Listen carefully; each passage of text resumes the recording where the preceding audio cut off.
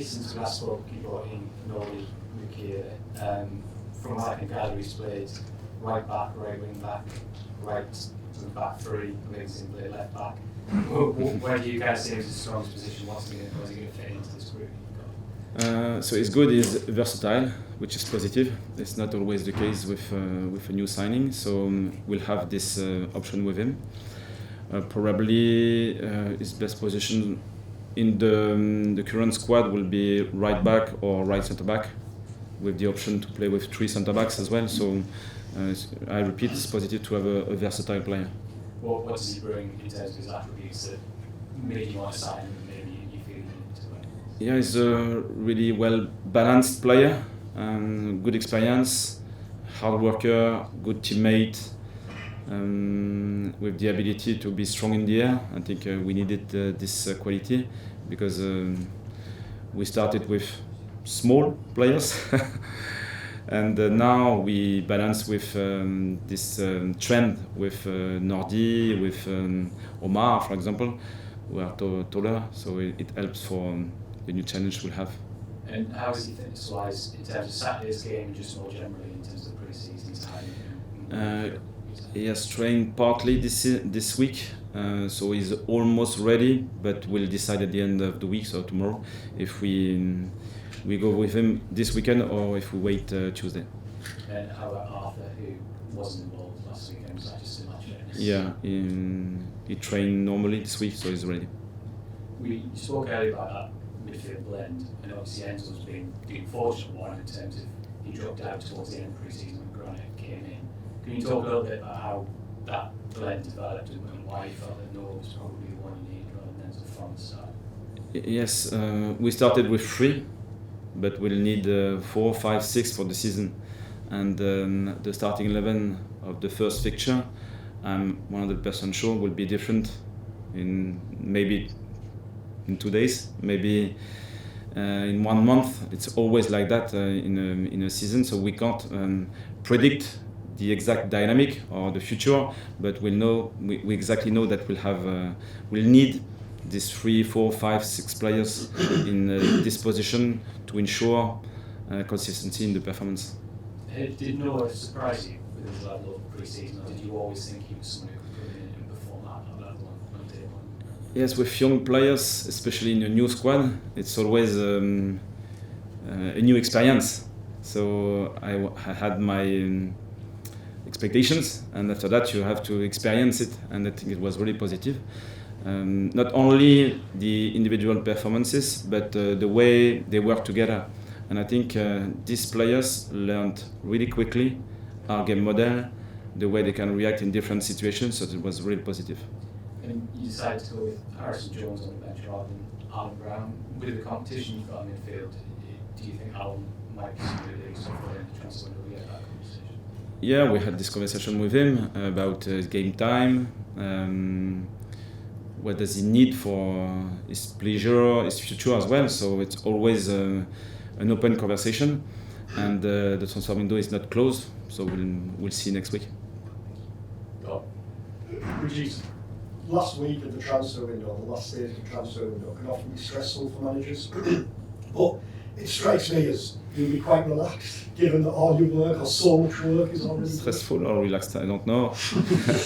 Maybe in the middle. No, yes, the last week is always a bit crazy, can be a bit chaotic, but I think we are at the minute well organized, and we are working together, so if someone can lose his mind, the other one will catch him, and maybe we'll find the right balance. So we don't have many recruitment to do right now, so if it's possible to sign 1 or 2 more players maximum, it will be done. If it's not possible, we'll stay like that. How significant was Saturday's win, or how significant was being able to strengthen early in the window, having players in place, understanding what you want to get off to such a good start on Saturday?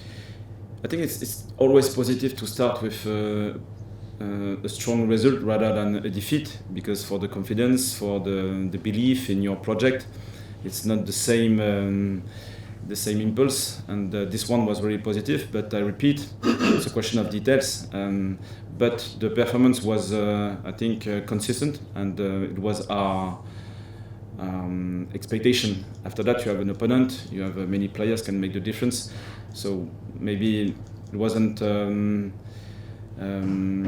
perfect game, but enough to win and to be positive at the end. On injuries, the defenders who were ruled out for the start, so Luke, Adji, Dennis, Leo, where are they at? Is the were you expecting certain players back before the What's the time frame there? I think we'll have to wait the next international break for Luke, Adji, Dennis, and Leo. They are in the same bracket. Yeah, almost the same bracket. Just asking about Dennis, obviously you've strengthened at left back. Dennis was an important player for him last season. Will he be an important player again this season? We'll see. We stepped up as a club, and as a player, you have to do the same. So, because of his injury, it wasn't possible for him to show his qualities during this pre-season. We'll see later. What's the latest on his contract situation? 1 year left, I think. Yeah. Have talks taken place now? Yeah. Still going. And Adji and Leo, I remember you talking about Leo maybe being close to leaving in January, but wanted to stay at that time. Could they potentially leave, or do their injuries complicate that slightly? Yeah, a bit. Leo made a really strong decision last year to help the team, and was really fair. And even if he wasn't involved in many games during the training sessions, at the end of the game, he helped a lot the squad. So we'll decide together if he can find a solution to have more game time. I think it's possible for him, and could be useful for his career and for us later. So we'll decide next week. Thank you. Morning. You're the manager of a football club which is very ambitious. It's got momentum. It's just won its first Premier League game for Eggers 3-0. You've got a group of fans, a fan base, which are arguably happier than at any time for many, many, many years. Can you describe your emotions? Do you feel privileged? Do you feel lucky? How would you say you feel to have all these dynamics, all these positives? Yeah, we enjoyed, and but for a manager, for coaching staff, for club, I think it's really short. So it's really positive. I think it's important to, when it's possible, to enjoy this atmosphere, this connection, this positive vibes. But at the same time, our job is to win the next game. So it's always a shift, always a reset early in the next week, and this is our job. Looking ahead to this weekend's game, Burnley finished 24 points ahead of you last season. Is that relevant in any way whatsoever this weekend, bearing in mind all the new arrivals? No, the previous season is over, it's finished. So it's a new story. But they have their identity. We know how well they are coached, how well they are organized. They are really consistent. So it's useful for the next feature.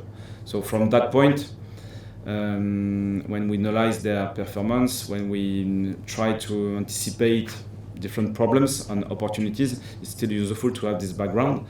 But at the same time, we'll have to find to play another game, and it's always like that in football.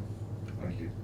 Curtis, one player who maybe went under the radar a little bit at the weekend was Robin Royce, kept a clean sheet on his Premier League debut. Just how impressed were you with his performances? He made a couple of top saves, especially towards the end. Yeah, it was good. It was really good. We had a short chat this morning, and he's really impressed by the early connection he got with his teammates, and is it the goalkeepers? So it's a new point, a good point when you have a new goalkeeper, number one, and you create an early and quick and nice connection with your teammates.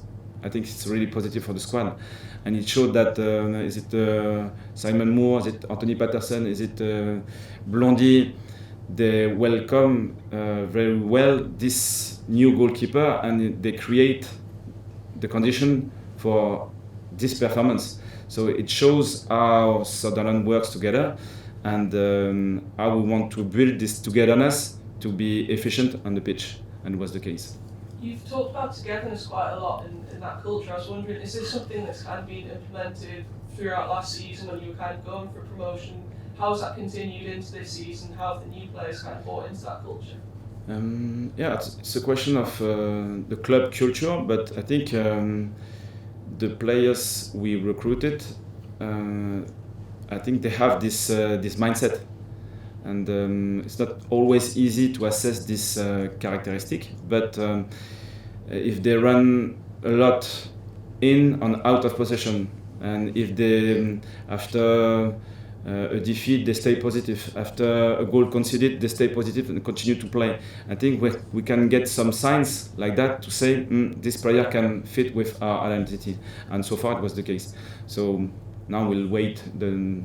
We'll lose sometimes for sure. So the reaction at that moment will be really important. Hiya. Just going back to that last visit to Turf, obviously there was a lot of media attention on Wilson after the game. With hindsight now, it's obviously been a couple of months. Did it affect him, and how did you as a manager help him bounce back in the style that he has done?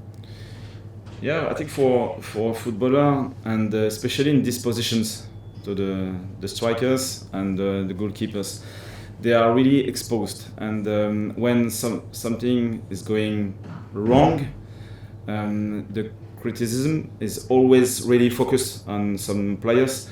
And for us as a club, as a manager, as a coaching staff, even people around, I think we have to understand that these positions are really strong and difficult to play. So support is really important. Confidence and support, and I think we did it with our strikers, and we'll keep going because we know that is really important. And when they feel it and they are good people, they'll give their maximum, and we enjoy their goals and the way they can help the team to win games. And Wilson showed his bottle that night by stepping up to take the second penalty. I know you're not giving anything away with who the penalty taker is this year. If the situation arises again, you'd have every confidence in him stepping up to... Yeah, it's a new story, and I think players at that level needs to bounce. It's always the case. And was it after a missing penalty or after bad performances, because it can happen for sure, or through the competition, they showed strong character so far, so it would be the case again. Just last one from me. He spoke to us after the game the other day about how he's relishing all these new arrivals and the role he's playing in helping them settle. I think he speaks a couple of languages as well, so helping the new lads. Just how important of a character is he himself in the dressing room? You know, about everything Sunderland means.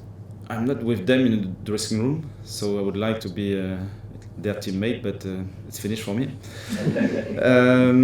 Yeah, I think we have different personalities in the dressing room, and the balance is positive.